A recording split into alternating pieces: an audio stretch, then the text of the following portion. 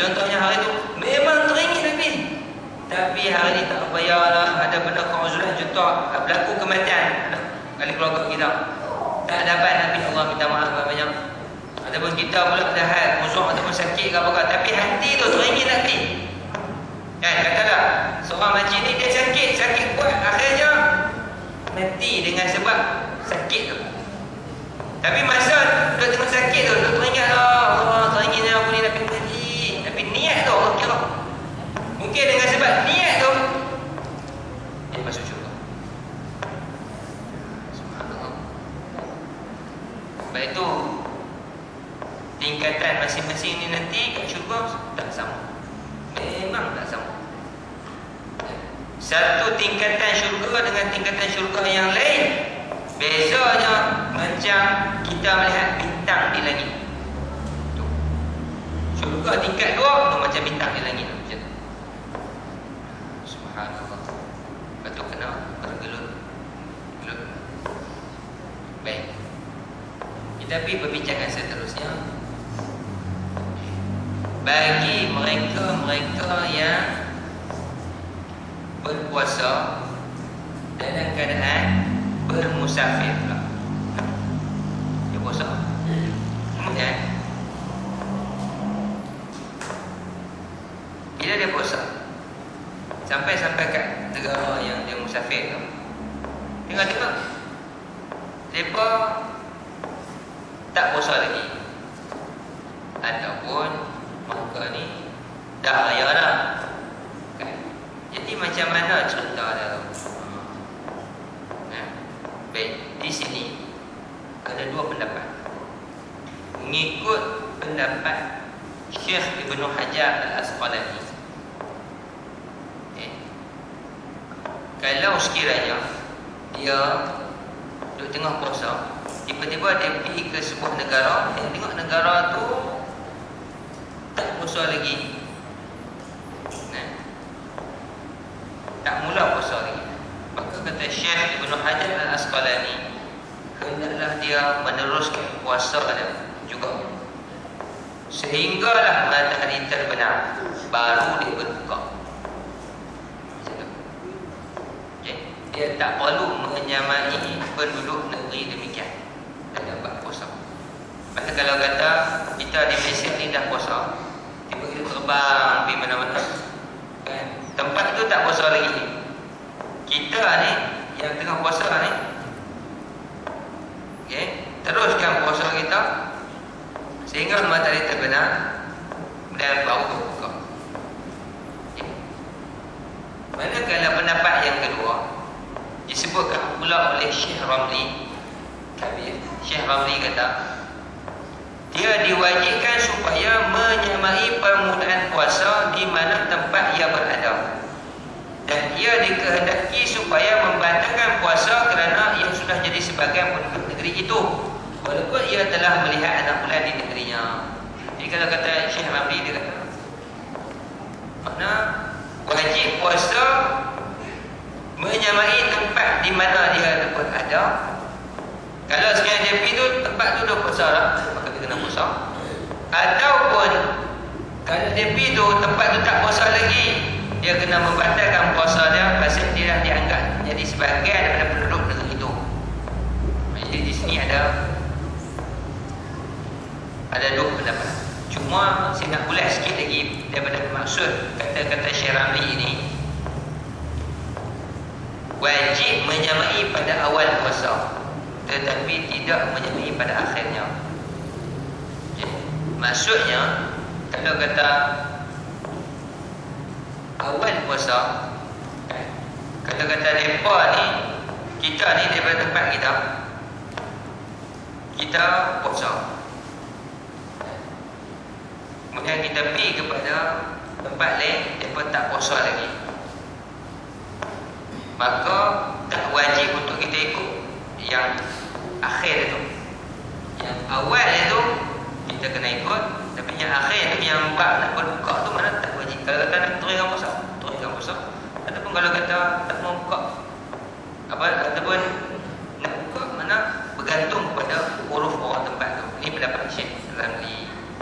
Jadi ikut pendapat Syekh Ramli, wajib dia menyamai permulaan puasa di tempat di mana ia berada, dan ia dikehendaki supaya membatalkan puasanya kerana dia dah jadi sebagai penduduk negeri itu, walaupun di tempat dia dah tengok 6 bulan. Jadi masalah ni dalam aplikasi kita hari ni, agak tuan-tuan, macam mana orang yang berada di sebelah kutub-kutub lah. Orang di sebelah kutub utara, mereka 6 bulan siang, 6 bulan malam. Orang takkan puasa sampai 6 bulan. Semayang mereka lagu mana? Ataupun di negara-negara yang iklim dia tak menentu macam kita. Kita ni sederhana kan, kira 12 jam kita boleh pergi, insyaAllah. Panas siang malam 12 jam kira okey lah. Contoh macam di Bulgaria, bila main musim panas dia tu bukan, bila main musim panas, siang dia akan jadi lebih panjang daripada malam dah. Musim panas berapa? 23 jam siang tu 23 jam. Oh, kalau puasa kurang 1 jam dah cukup sehari. Mana lembek lah orang Bulgaria. Habis tu macam mana puasa dia? Orang yang macam tu, apakah mereka ni gugur tak kewajipan puasa ke tak kena puasa? Kena puasa tak? Kena puasa juga. Orang kat kutub utara kena puasa tak? Kena puasa juga. Semayang pun kena juga. Kalau semayang lagi seronok kan? Sehari 2 kali. Kat saya setahun 2 kali. Pasal saya pergi sana 6 bulan tu siang saja. Tak jumpa malam. Malam pula lagi 6 bulan malam. Macam di Bulgaria pula yang punya kes. Maghrib tu dia hanya jadi macam waktu maghrib lah. Macam pula tu pernah dia naik balik. Aku pula kena jenis macam tu. Lepas tu ulama-ulama berijtihad.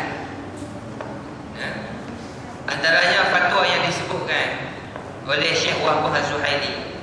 Syekh Wahbah Az-Zuhaili kata dalam fatwa dah, orang-orang yang duduk di kawasan-kawasan yang iklim dan yang tak menentu macam tu, mereka ni kena ikut waktu negara Islam yang paling hampir dengan mereka, yang paling standard waktu dah. Kalau macam Bulgaria, dia berjiran dengan Turki, maka Bulgaria dia kena ikut waktu Turki. Kerana Turki buka puasa bila masuk waktu macam mana, dia ikut waktu ni. Pasal apa? Memudahkan urusan mereka. Kalau tidak payah mereka. Kalau orang kat kutub utara pun serupa, tengok negara yang terdekat, kat belah Rusia ke, kat belah mana ke, ataupun kalau agama-agama tak ada dah, mana tengok pada Mekah balik. Tengok pada Mekah balik, Arab Saudi macam mana dia punya agama, mana ikut kiraan waktu lah. Dia tidak ikut kiraan anak bulan apa, matahari terbenam apa semua. Tapi macam kita tak ada excuse lah benda tu. Pasal kita ni 12 jam kira siang malam kira elok lah kan. Cuma kita lah pula, kita nak buat dia lah kan. Main tengah hari standard lah, tengok kedai nasi kandang, main motor, main topi full face betul lah, angkat tu beg plastik, bola raga motor lagi main pula jelah. Nampak sangat.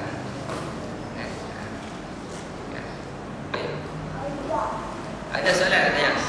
Sambil. Ya.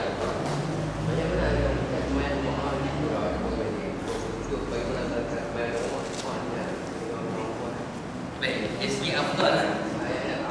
Maksud kecil yang semayang terawih lah. Oh, semayang berjemaah bukan semayang terawih. Semayang jemaah. Ya, baik. Di rumah. Ya.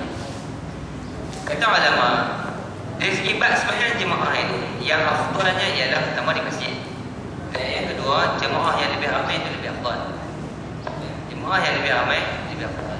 Maksudnya di sini, dari sudut nilaian ganjaran pahala, kalau kita berjemaah di rumah, mana apakah dapat 27 ganjaran pahala? InsyaAllah dapat. Tetapi nilaian dia tak sama macam mana nilaian orang yang berjemaah di masjid. Pasal mengikut syarah yang kata 27 darjat pahala itu, ada pendapat yang lain pula mengatakan 27 tu hanya nak menggambarkan bahawasanya banyaknya pahala yang boleh diraih oleh orang yang pergi masjid. Hakikatnya sampai. Contohnya daripada tunggu masuk waktu semayang, kemudian berjalan pula ke masjid, selangkah tu mampukan dosa, selangkah tu menaikkan darjat. Di masjid ketika pula, kemudian semayang sunat pula, semayang berjamaah lagi, tunggu lagi sampai baca doa, ada kuliah lagi, nampak pahala dia banyak, subhanallah. Namun begitu, bukanlah tak boleh semayang jemaah di rumah, kan? Pasal mengikut hukum semayang berjamaah di sisi mazhab Syafi'i, hukumnya sunat muakkad. Dia ada 3 hukum. Satu pendapat kata fardu ain, satu kata fardu kifayah, satu kata sunat muakkad. Kalau kata yang kata fardu ain, siapa-siapa tak pergi semayang jemaah kat masjid, tak semayang berjamaah, rosak belakang. Orang bincang sampai tadi, kalau sekiranya kampung tu tak ada siapa pergi semayang, tiba-tiba jin yang nak semayang, angkat fardu kifayah, jin main semayang. Jin main semayang macam mana? Contohnya kita ni, kan, kita semayang isyak, kita lambat balik mana, pukul 10 kita main semayang, 10 malam. Main tengok-tengok surah, buka-buka, bunyi macam ada orang kat atas ni, bunyi macam orang baca Fatihah apa semua. Tak apa, tak apa, dia biar semayang lah. Nenek atas, senyap, tak nak siapa. Allah sedap. Nak semayang ke tak? Kalau buat bincang Syed Al-Faqih, dia bincang, dia kata, kalau sekiranya main semayang, boleh tak terangkat fardu kifayah orang tak semayang jemaah? Boleh, dengan syarat jin tu menyerupai dia orang. Tapi kalau dia tak nampak kuping perangkat saja ke, nampak baju saja, apa semua tak ada, itu tak dia. Kalau dia menyerupai jadi orang, jin Islam ni yang semayang ni, mana kata terangkat fardu kifayah, tapi teruk sangat sampai nak harap ke jin yang semayang, kan? Begitu juga perbahasan Syekh Al-Fatani, dia kata, kalau sekiranya seorang suami dia bimbang, kalau sekiranya dia duduk di masjid saja, anak bini tak semayang, dia duduk di masjid tengah kuliah apa semua, perempuan-perempuan, anak bini dia bila dia pergi masjid, anak bini duduk tengok drama kartun lagi apa semua ni, tak semayang. Bila mana dia ajak pakat tak mau pergi, berat lah apalah macam-macam alasan dia buat, maka suami ni tadi harus untuk dia tinggalkan jemaah kat masjid tu, semayang jemaah kat rumah untuk didik anak isteri dia, supaya anak isteri dia boleh semayang jemaah. Tapi lagi cantik, jom kita semua nak pakat-pakat, jom kita pergi sekali. Itu lagi cantik lah, kan? Tapi tak ada macam mana?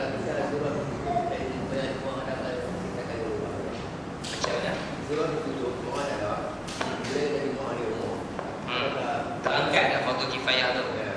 Baik, terangkat insyaAllah. Bila mana contohlah surau tak ada siapa, masjid pun tak ada apa, tapi ada orang main singgah, orang main singgah kan, singgah semayang, dia bukan orang kampung ni lah, dia main singgah, dia buat jemaah, tak ada kampung tu, mana terangkat. Tapi kena ingat, yang terangkat ni bila mana dia sempat dapat satu rakaat sama imam, tu baru terangkat fardu kifayah. Kalau kata kawan tu berjemaah 2 orang, tapi dia dah satu rakaat, tak sampai pun satu rakaat, baru baca Fatihah, baca surah, dia kentut batal, tinggal dia seorang, kawan dia seorang lagi, mana tak terangkat lagi fardu kifayah pada masa tu. Macam tu juga bila dia semayang dengan anak lah, anak lelaki dia tak balik lagi, walaupun anak lelaki dia berjemaah dengan dia, tapi anak lelaki dia tak dianggap mukallaf lagi, maka tak terangkat lagi fardu kifayah. Mana kalau kata dapat satu rakaat bersama dengan imam dan dalam kuliah tu, tak soal ni. Jadi maknanya sahlah, terangkatlah fardu kifayah tadi lah. Yang lebih cantik macam mana? Macam sahabat yang bernama Salman, Allahumma salli, Abu Ayyub Al-Ansari. Abu Ayyub Al-Ansari, benda ni ada disebutkan dalam kuliah di Ustaz Samsuri. Ustaz Samsuri biasa cerita dalam kuliah dia, dia kata Abu Ayyub Al-Ansari, di antara perangai Abu Ayyub Al-Ansari ni, insya-Allah, dia lepas semayang berjemaah dengan Nabi, dia cepat balik rumah. Lepas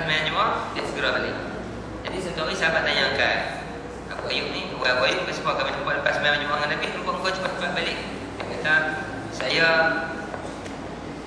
sayang, takut terlepas nak sembahyang berjemaah dengan Nabi. Saya juga sayang anak bini saya, tak boleh nak berjemaah dengan saya. Maka lepas saya berjemaah dengan Nabi, saya balik rumah pula berjemaah dengan orang rumah. Berjemaah dengan anak bini kat rumah. Sahabat tanya Nabi, boleh lah buat begitu? Nabi kata, itulah yang terbaik kalau mampu. Kalau mampu, boleh. Laki kita buat begitu kan? Saya kata-kata, saya pun tak buat begitu. Kadang-kadang boleh buat. Suami misalnya jemaah ke masjid pun tak tinggal. Dia hukum dia sunat lah. Kalau kita nak ulang balik sembahyang tu kan, sunat. Kalau sekiranya untuk dapatkan fadilah yang lebih, ataupun kita ni ada kumpulan sembahyang, contoh kita main ulang maghrib, kita tak ada nak jemaah maghrib, kita dah sembahyang kat rumah contohlah. Kita main sorang-sorang kat rumah. Bila kita main masjid, dia tengok mereka baru nak mula sembahyang, apa kita ulang lagi sekali sembahyang maghrib kita. Pasal yang tadi sorang-sorang, yang ni berjemaah, maka jemaah lebih baik daripada sorang-sorang. Macam tu juga, bila ada jemaah, dua jemaah, jemaah yang lebih ramai lebih baik daripada jemaah yang lebih sikit. Macam kita musafir, kita ada kelompok kita 4-5 orang. Kita sampai kat satu masjid, mereka jemaah, orang tempatan kan, sembahyang jemaah. Kita nak buat subuh kita kan, ikut mereka jemaah sekali. Ikut mereka jemaah sekali lebih afdal, pasal jemaah mereka lebih ramai. Cuma dari segi kita nak niat tu lah, dengan buat kosong lah macam tu lah. Sekadar. Okay. Macam mana kalau saya bersolat di surau, tetapi cuma saya seorang saja makmum wanita yang ada? Selain makmum lelaki, adakah saya mendapat pahala jemaah? Bagus soalan yang semua. Macam ni. Kalau sekiranya kita nak berjemaah, contoh di surau lah, contoh surau contoh lah, surau tu itu contoh lah. Ada jemaah perempuan seorang kat belakang, jemaah lelaki dah ada sembahyang tarawih, boleh tak dapat pahala jemaah? Dapat kalau sekiranya tidak ada apa-apa yang menghalang jemaah perempuan tadi daripada tahu pergerakan imam, ataupun nampak, ataupun terhalang dengan benda dinding ke apa ke. Contoh lah, contoh biasa sembahyang dekat RNR Juru, sembahyang surau RNR Juru kan surau lelaki, perempuan bersebelahan. Orang perempuan yang sembahyang kat surau perempuan RNR Juru tu, dia boleh tak mengimamkan orang lelaki kat depan dia? Tak boleh. Pasal apa tak boleh? Pandai kan? Pasal apa tak boleh? Pasal ada dinding yang menghalang, yang itu pada adatnya tak boleh buka. Walaupun mungkin dengar suara, walaupun mungkin dengar suara dia angkat takbir ke apa, tapi disebabkan ada dinding yang menghalang, yang mana pada adatnya tidak boleh dibuka ataupun keluar masuk ikut suka, makanya tak sah nak berjamaah dengan makmum yang orang lelaki yang di depan, yang di luar sana. Tapi kalau sekiranya macam kita di masjid dia buat tirai kan, tirai tu boleh buka lah, boleh buka, boleh lalu pun, jadi makna boleh, tak ada masalah. Sehingga akan kata Syekh Al-Fatani, kalau sekiranya Allahumma salli ala Sayyidina Muhammad tertutup oleh dinding, tetapi pada dinding itu ada pintu. Contohlah buat partition ni, surau kita ni dulu sampai sekarang ni dulu partition tu, tapi dah renovate besar. Jadi belakang sana ada dinding. Dan dinding tu pula mungkin sliding ke, ataupun ada pintu ke. Pada adatnya boleh tak keluar masuk. Itu contoh. Kalau sekiranya kata Syekh Al-Fatani, pada adat ada pintu walaupun berkunci, tetapi ada kunci, boleh buka bila diperlukan. Adapun ditutup bila nak masuk boleh buka. Pada adatnya boleh keluar masuk, sah lagi ikutan tu boleh. Tapi kalau tak boleh langsung, contohnya ada pintu tetapi dimanggakan pula dengan berdayam dan apa semua, pada adat tak boleh masuk, kunci pun tak tahu kat mana, maka tak boleh ikut walaupun nampak, pasal dia terhalang dengan dindingnya. Dia jangan ada terhalang. Itu pandangan Syekh Al-Fatani. Pandangan imam lain yang lebih keras pun ada. Kalau tuan-tuan mengaji dalam kitab tafsir Imam Baghawi, bukan tafsir Allah. Tapi Tapi kata-kata Imam Baghawi kata tak boleh, kalau ada dinding, ada pintu pun tak boleh. Kita buka. Itu dekat sikit lah. Tapi kalau Syarif Fadli dia kata asalkan pintu tu masih lagi pada adat yang boleh ikut, pada adat yang boleh buka, maka boleh ikut. Contohnya yang lain, kita main jumpa kat sini, ni soft pertama. Tiba-tiba datang seorang pakcik, dia tak tarat nak sembahyang sampai kat depan ni. Dia sembahyang kat ujung tu, kat pintu belakang tu ya dia sembahyang. Lelaki ya, lelaki sama lelaki. Cuma dia tak main masuk yang soft. Boleh tak dia nak ikut sembahyang apa? Boleh. Dengan syarat macam mana? Dalam satu dewan solat yang sama. Macam ni, dewan solat yang sama. Walaupun jauh, walaupun dewan solat yang sama, asalkan dewan solat yang sama, dia boleh ikut. Contoh macam kita pergi masjid yang besar-besar lah. Masjid Nabawi ke, atau masjid besar kan, masjid tak ada besar kan, masjid negeri ke apa kan. Jauh sangat kita nak uzur tak larat nanti ke depan. Tapi kita boleh dengar apa yang imam cakap, pasal mikrofon ada, kemudian boleh nampak pelakuan awak sembahyang kat depan kita apa semua. Syarat nak ikut makmum tu boleh, yang tu boleh, maka kita boleh ikut. Cuma yang tak dapat ialah pahala masuk dalam saf tak dapat. Pasal dia tak masuk dalam saf, dia buat sorang-sorang dekat belakang. Yang tak boleh lagu mana? Terselang dengan dinding. Contohlah ni surau kita, ada rumah sebelah ni, rumah sebelah ni, dia buka pintu dia, nampak tak imam sembahyang? Aku malas nak pergi masjid ni, aku ikut pada rumah aku sudah. Allah Akbar, imam Allah Akbar, dia dengar, dia boleh ikut tak? Tak ikut, pasal dinding. Tapi kalau kata tak ada dinding, macam ni, satu dewan solat yang sama, boleh ikut walaupun jauh, cuma tak dapat pahala sah. Begitu juga kalau sekiranya ramai yang melimpah-limpah sampai main kat luar, sampai terpaksa buat sah seberang jalan dulu. Sampai seberang jalan, ulama letak syarat yang seberang jalan, saya nak dengar orang yang sah paling hujung yang dalam masjid ni, yang dekat luar masjid ni, kaki lima masjid tu, jangan lebih 150 meter ataupun 300 meter. Kalau lebih 150 meter, tak boleh dah ikut. Jarang dah berlaku kat negara kita ni. Tapi kat negara Arab biasa berlaku. Biasa berlaku. Mayang tarawih sampai melimpah-limpah, kira selang dengan jalan raya, lalu lori, lalu apa semua, mayang tepi jalan itu. Itu biasa. Yang tu tak pergi Mekah, yang tu tak biasa tahu. Jadi boleh lah makmum wanita, kalau sekiranya dia ni dah ikut makmum lelaki, kan, boleh. Tapi kena tengok macam tadi yang saya kata, syarat-syarat tadi. Kalau kita boleh dengar, boleh nampak dan tak ada benda yang menghalang kita, dinding ke apakah yang permanen, maka boleh, insyaAllah. Ya?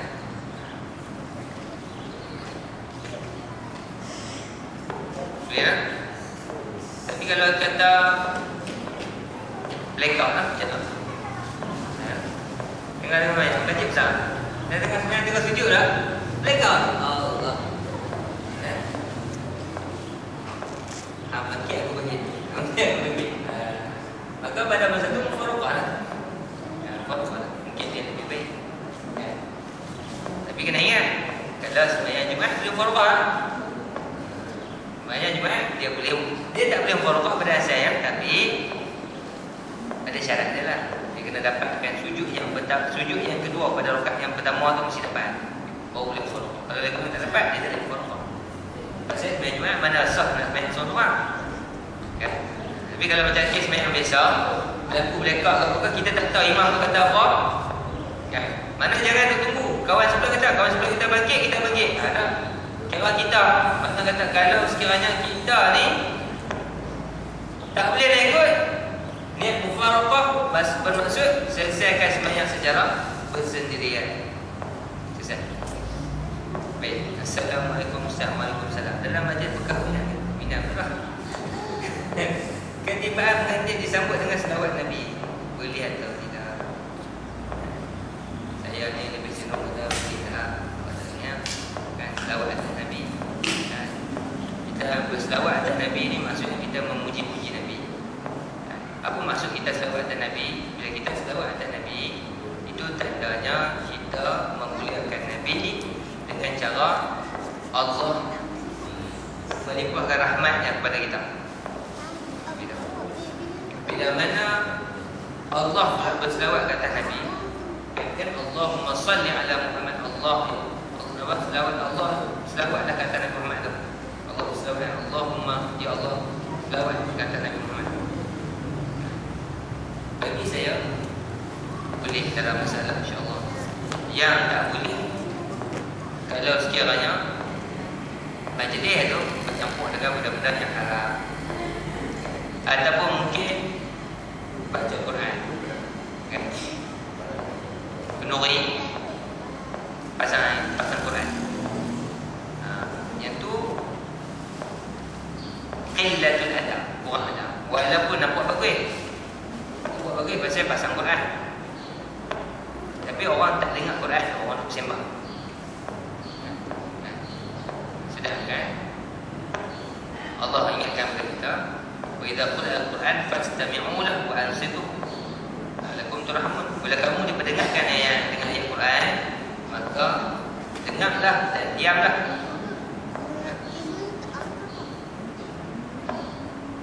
Mudah-mudahan kamu orang yang mendapat rahmat Allah.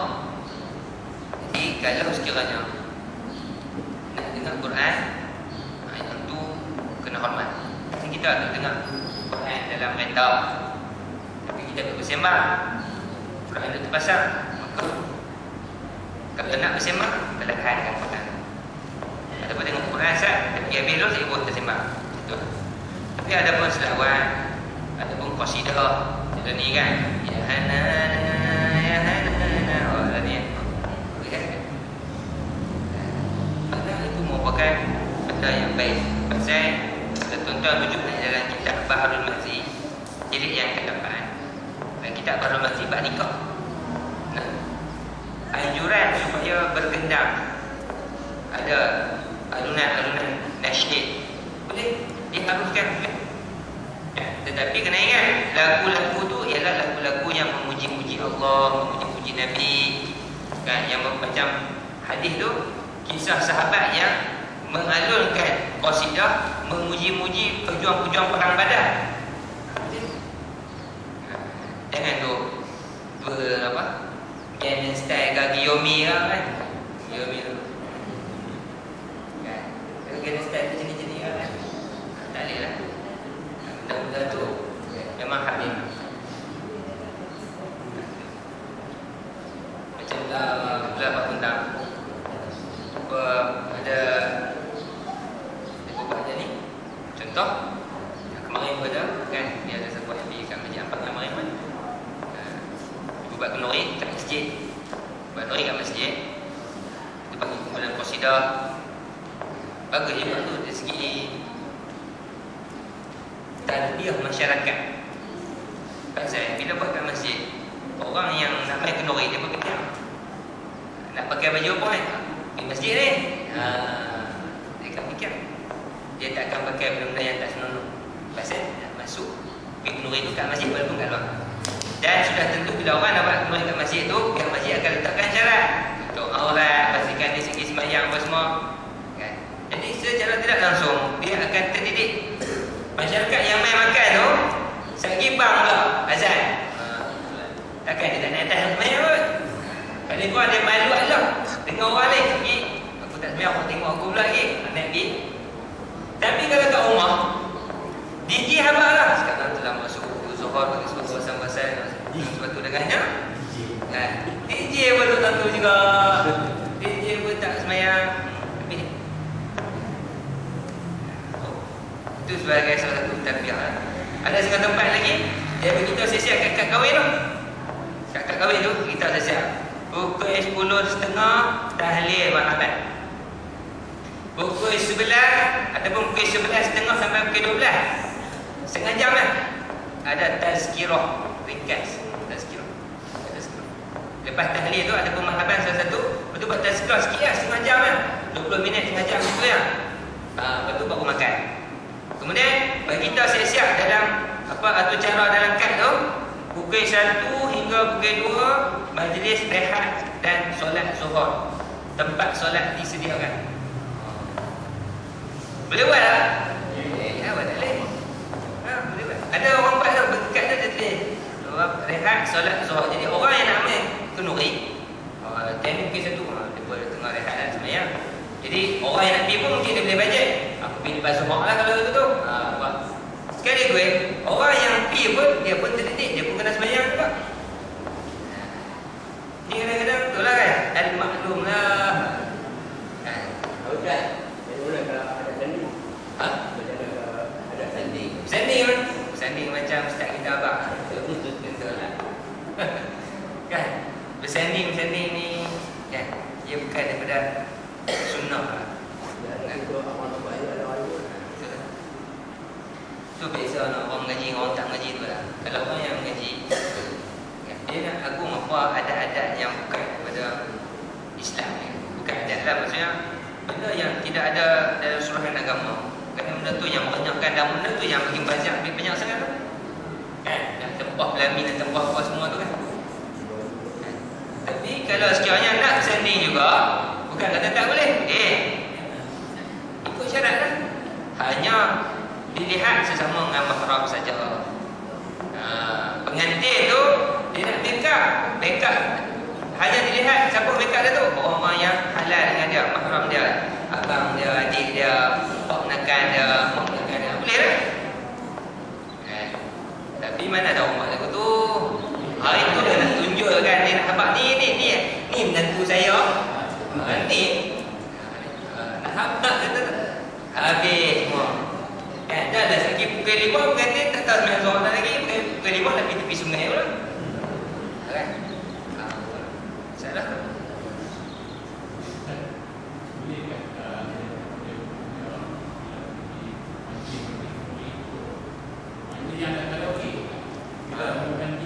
Mungkin. Bagi saya lah, kalau kara tu bercampur dengan benda-benda yang syubhat, dia betul lah. Alhamdulillah, saya baru mengajar 2-3 hari lepas. Dalam Baharul Masih jilid yang ke-8, hukum menerima jemputan. Mana jemputan? Hukum asal fardu ain ke atas orang yang menerima jemputan untuk hadir. Siapa yang dapat jemputan, bagi kad dia kan, dia dapat jemputan ni, maka wajib ke atas dia secara fardu ain, mana dia kena pergi. Orang yang tak wajib, orang yang tak kena ajak, dia pun tak wajib pergi. Tapi kalau kita kena ajak, tuju betul-betul nama kita, dari segi kaedah, tengok pula apakah dia tulis tu tuan, puan, atau suami isteri, atau sekeluarga, ataupun dia tulis tuan saja. Kalau dia tulis tuan, puan atau sekeluarga, maknanya boleh main anak pinak lebih satu bat pun tak apa. Tapi kalau kata tuan saja, dia fokus seorang je, maka kita tak boleh nak bawa anak bini pula. Dari segi kena tahu tu kan. Jauh memang kat saya, ustaz segini jemput dan pergi sebelah kita kena mana saya seorang yang dapat. Saya tak boleh bawa anak bini saya pergi sekali, tak boleh. Walau bagaimanapun dalam huruf kita, masyarakat kita ni, bila dia kata tuan puan dengan saya ni, mana bawa boleh pindah belakang-belakang kan. Kalau majlis kahwin, kalau akikah mungkin, kalau taklim mungkin, khusus. Baik, bila mana kita pergi hukum asal fardu ain, mana kata wajib pergi, tak pergi berdosa. Tak ada kauzulan apa-apa, berdosa. Kita pergi. Kalau tak pergi lah, berdosa. Baik, kita pergi tengok-tengok, ada perkara yang menggugurkan wajib tadi. Apa dia? Iaitu bercampur aduk di antara perkara yang halal dan haram. Pada ini disebutkan dalam kitab Bahrul Mazid. Ada di situ unsur-unsur syubhat. Syubhat maksudnya bercampur di antara halal dan haram. Halal campur dua, haram atau halal. Maka di situ gugur kewajipan kita pergi kena pergi. Maka kalau sekiranya kita tak pergi, tak berdosa. Tapi atas mauqif apa kita pergi tu, itulah kata ulama, kita pergi kalau untuk nak meraihkan mereka buat karaoke ke ataupun depa buat majlis renjih tu kan. Depa ni panggah mai sekali mai renjih ni. Kita pun tak apa boleh juga. Lama tak renjih. Dan maka haram pun. Pasal apa? Pasal kita sekongkol dengan apa? Yang buat pasal kadang ustaz pun lebih kurang tak? Ustaz, ni ada lagu baik punya ni ustaz. Lagu apa tak? Lagu Mahir Zain. Tu dah ada dalam Mahir Zain. Gede je. Boleh layan. Masuk ustaz kau. Boleh. Ada tu guru. Dia bila dia kena jemput. Ni mungkin kita tak tahu sembang dengan guru memang sesama ustaz. Kadang guru buka contoh. Apa dia? Antaranya B1 menolong. Dia kata contohlah, memang nak turun dah kereta. Tapi tengok dia dundang karaoke. Patah balik ni. Tapi dah menolong. Pasal apa? Timbang berlaku fitnah. Kalau kata dia pi tu boleh menyebabkan depa berubah. Okey. Pi Ustaz Mai tukar channel. Tukar lagu. Ada juga macam tu. Biasa agak sekali kita pergi makan. DJ kata saya panggil pihak majlis memohon jutaan kemaafan kerana kita ada tetamu ustaz datang gitu. Dia malu kat ustaz dah. Ya. Jadi dia tukar lagu nasyid masa ustaz tu tengah makan lagu nasyid lah. Ustaz balik entah lah. Mana dia takut dekat ustaz, dia takut ke Allah. Sedangkan yang patut takut ke Allah. Tapi kalau sekiranya kita pergi tu dengan tujuan nak mengeratkan silaturahim, tak lebih tak kurang. Kita bimbang dengan cara kita tak pergi tu mungkin menyebabkan akan berlaku fitnah yang lebih besar. Contohnya adik-beradik kita ada yang baik. Kalau kawan-kawan boleh nampak macam tadi ni. Ni adik-beradik, kakak kita dari adik kita yang bosu nak kahwin ke apa-apa, takkan abang dia tak pergi kot. Jadi benda tu lah yang boleh menimbulkan fitnah yang lebih besar. Mungkin pada masa tu kita kena mainkan peranan kita setakat mana yang kita boleh buat. Sebagai contohnya, kita hadir untuk silaturahim saja. Nak lebih-lebih daripada nak sonok-sonok, minta maaf banyak. Kita tak join. Sekat-sekat jumpa, sekat-sekat ni semua tu boleh. Tapi kalau kata mereka mau dengar cakap kita ataupun kita boleh pergi ejar abang DJ tu, tukar. Boleh. Saya nak pun biasalah kita pun berdepan benda yang sama juga. Macam saya nak Malaysia, saya seorang yang ambil bidang agama ni dalam ahli keluarga. Adik-adik lain alhamdulillah lah, walaupun tak mengaji agama tapi alhamdulillah. Tapi kadang-kadang kita dah set elok dah. Maksudnya macam mana? Pengantin main lepas semua. Cara sembahyang Zuhur dulu. Abanglah kat DJ ni sagi masuk Zuhur, buat pengumuman berhenti rehat solat Zuhur. DJ pun buat pengumuman. Elok-elok buat pengumuman. Saya pun bersiap tempat nak sembahyang. Dia apa sejadah apa buat ni? Mati mat. Allah. Lepas kali habis lah. Mana kumpah tu mana.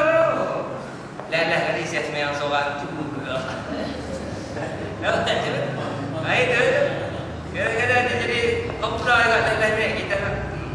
Tak je lah. Tapi benda tu boleh diperbaiki lah. Ada masa kan. Dan saya pendekatan saya mungkin saya ambil pendekatan yang nombor 2 tadi lah. Okay, saya akan hadir tapi dalam keadaan bersama kita tak join lah. Kalau kita boleh pesan, boleh visit, kita visit lah. Ni bang, tak ada lagu dapat izin ke apa kan? Gagak. Ni kadang-kadang bunyi lagu ni dah tengok kat dia punya komputer tu. Baik punya tengah senam robik tu. Tengah pakai baju macam bikini tak bikini, Allah. Pukul 9 bagi orang masjid. Tak ada baik dia main pukul 12 dia cakap ambil. Tapi subhanallah, kadang-kadang ada tempat-tempat yang tak ada arah benda yang kan. Begitu juga yang macam tadi yang saya kata tadi tu, yang rejih-rejih tu pun tempat-tempat yang ada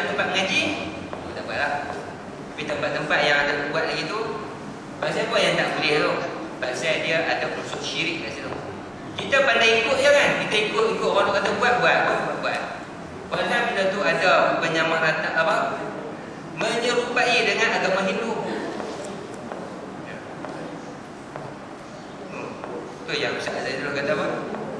Harus merejek kalau sekiranya pengantin tu adalah ayam. Kalau kita dapat berat. Kata sekiranya pengantin tu ayam tu. Kalau orang tak boleh. Pasal apa? Pasal tak ada dalam sunnah nak tabuk berat. Tabuk berat tu pasti berat. Saja-saja. Awak tak tabuk duit. Tabuk berat. Sebab masih ada sebab dah. Maka kita tengok gaji-gaji orang orang semangat padi lah, puja. Kan? Yang lagu apa? Direnjis, dipilih tu. Tu pun sama tu ada unsur-unsur syirik dalam tu.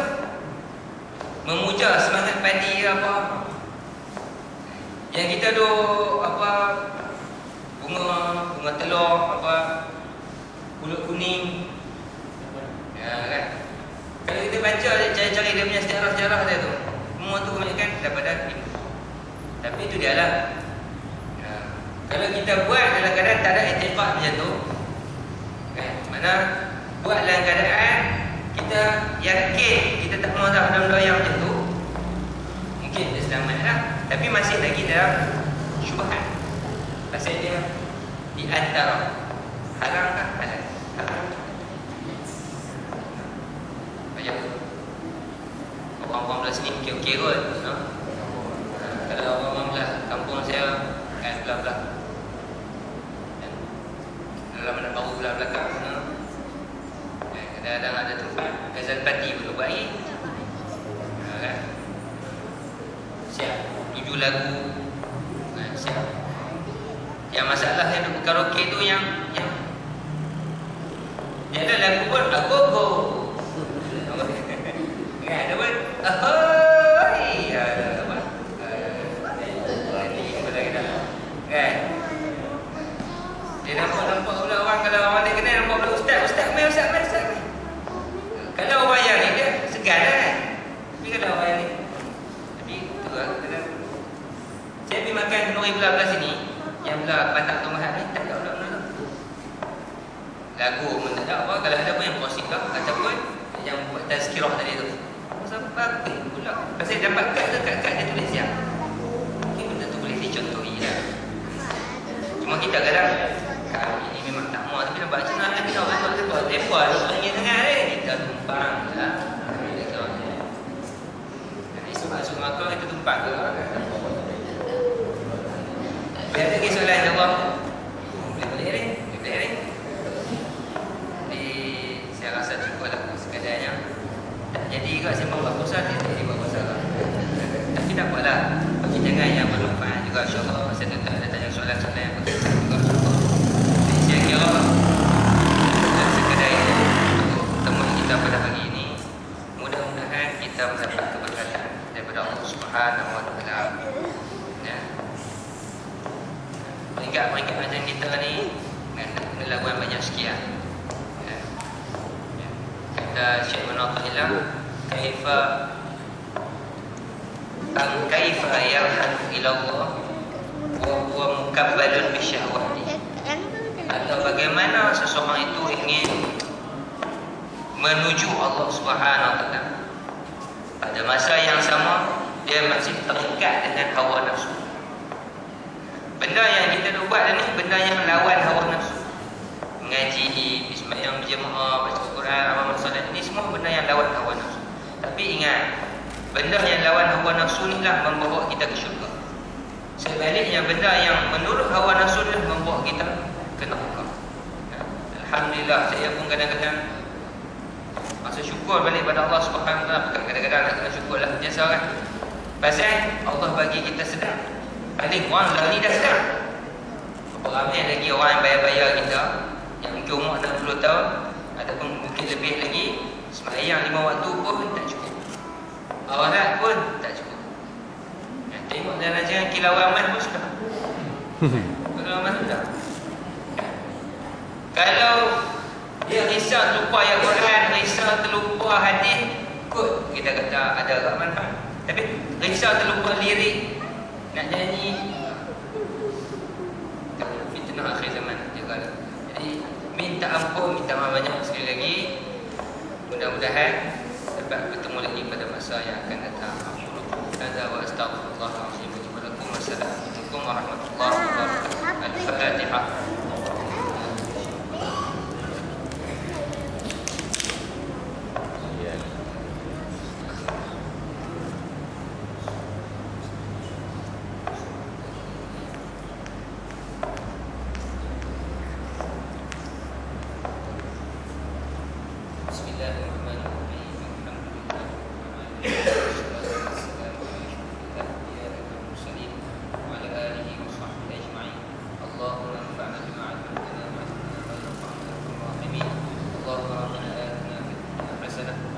الآخرة حسنة وقنا عذاب النار وصلى الله